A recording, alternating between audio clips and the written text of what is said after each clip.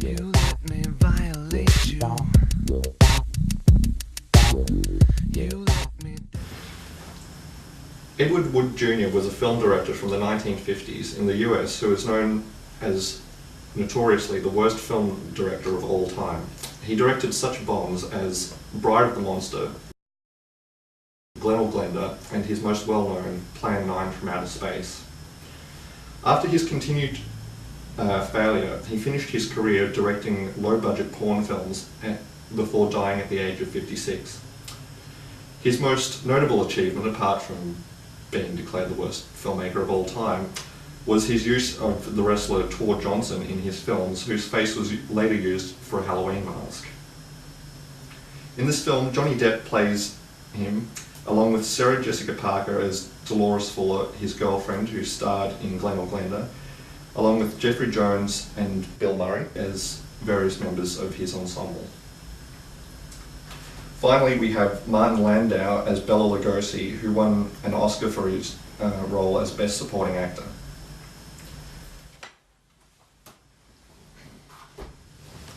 Now. You have to understand, we've just done these two other films and we're wondering whether we're going to agree on Edward. Yeah, well, I believe we should on we this could one. potentially agree on Edward. I really liked this film. I thought it was great. This film I find a lot of fun. Like, I think Johnny Depp is great. Martin Landau also. Both of them. I mean, although being a fairly tragic character, I mean, Martin Landau's accent and all of his mannerisms and so forth, and incarnating himself as Bela Lugosi is fantastic. Really enjoyable stuff, and just sort of seeing Ed Wood kind of bumble along as he's making his mistakes and kind of being so incredibly naive about what he's making is really enjoyable stuff, I think. Your thoughts? Yeah, I obviously Martin Landau watched this film and you can't. He's a freaking chameleon in this film. When the film first came out and I saw it and everyone was like, "That's Martin Landau," I was like, no. Yeah, that's correct. He's just amazing, and the way that he studied to get the accent, because he looked into the fact that Bela Lugosi had this very thick Hungarian accent, which actually was very detrimental to his career, when Bela Lugosi was trying to get work. So Martin Landau went and learned a Hungarian accent, but then also layered on to the accent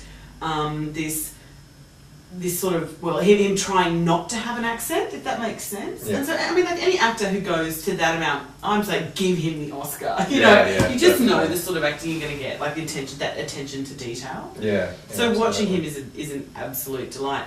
I love this film and I appreciate it. I didn't love it as much as some of Burton's other stuff. I agree with you, but which ones? I don't know. I suppose maybe I like, maybe my Burton films I like a little bit more heightened. Okay. So things for me like Beetlejuice. Beetlejuice above Mars Attacks, which we've just discussed. That kind of comedy, that quick, snappy comedy. Yeah. I mean, because this was, a more, was a, what do you say, a biography or a biopic? Biopic. Because it was a biopic, I don't know, it was more natural. Yeah. And I think I have this desire from Burton to watch more heightened. Yeah, I understand. I don't know, I can't really explain it, but I did love it. Johnny Depp is, as always, stellar. Yeah. Sarah Jessica Parker kind of shut me off. She doesn't really sit right with me in general, but... See, I think the problem is, you've got Johnny Depp. It's hard when you've got Johnny Depp who's like, there are two types of actors. There's a character actor and there's a personality actor. Yeah. So a character actor is, someone who's different in every film. Personality actor, you just plop them in different clothing in another setting. Yeah. And Sarah Jessica Parker, for me, is, whilst being a great actor, she's a personality actor. Mm-hmm. So she's always Sarah Jessica Parker, or she's always the same character in every film. And so to kind of watch her and be so having seen her so much in Sex and the City, I was kind of watching Carrie, which takes me out of it. Like, I kind of go, okay, it's Carrie in black and white in the, 50s or 60s or whatever it was. Yeah, I think the reason I was going to say as well that this film sits really well with me is I think, unlike Mars Attacks and Alice in Wonderland, Tim Burton seems to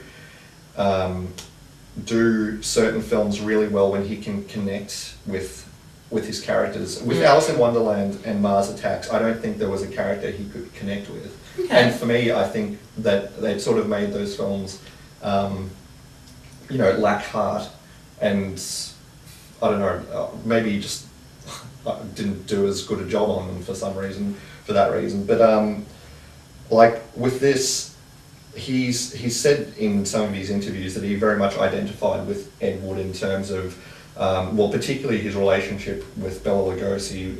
Tim Burton had that kind of relationship with Vincent Price. And so I think this film is quite, it does have heart to it as well. I think that's something that comes through on it. Yeah, and that comes through as well for me in Edward Scissorhands, because Edward definitely. Being this kind of, Tim Burton little... But I understand what you're saying. My sort of rebuttal to that is those films that, you're saying he's not very connected to are a very different genre as well. Like, they're comedy films. So, I wonder then... when we do watch, we're like Shaun of the Dead, like you love those. It's a fantastic comedy film, and you love those characters, and you invest in them because they're so comic and they're likable. And it's not that they're, they have heart. I suppose, okay, maybe I've just talked myself around. But I felt they were lighter films. Those films that you say had no heart. Yeah, I think even with his lighter films, there has to be some sort of character that he can kind of relate to. Like Beetlejuice, for example, is a lighter film. Yeah. And I don't know. I just feel like he's very intrigued by the character of Beetlejuice, or with the Batman films, for example. He's very. One of the criticisms of those, in fact, was that he's too focused on the bad characters in that. Like he's really focused on the Penguin and. Maybe not so much Catwoman, but on the Joker and so forth.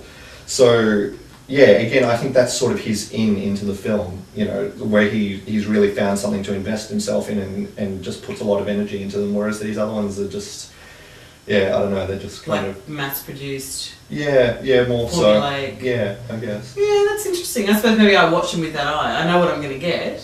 I'm sitting there, with my popcorn ready to go, and I get what I want. If you're not, I think, it's with any film, if you're, excuse me, if you're not in the zone, to watch a certain sort of film and you don't, and you get what you don't want, you kind of like hate it. That's the thing about Tim Burton, though. As you were saying at the start, like you know what you're getting into with a Tim Burton film, and Mars Attacks and Alice in Wonderland, they're not as Tim Burton-ish as the other ones, Isn't it interesting? We're all so different. Yes, we are. Makes the world go round. It does. TikTok. I do love the fact that because they they wanted in, back to Ed Wood, which was the film we're actually reviewing. Yeah. Sorry.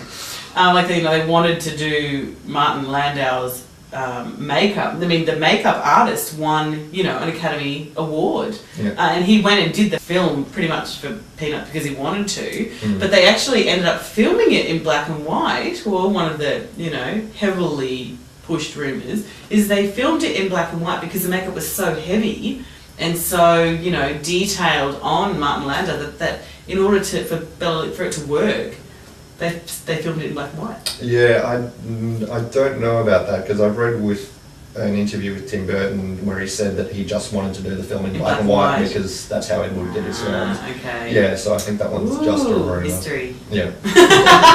I'll stick with mine because it's more fun. Sure.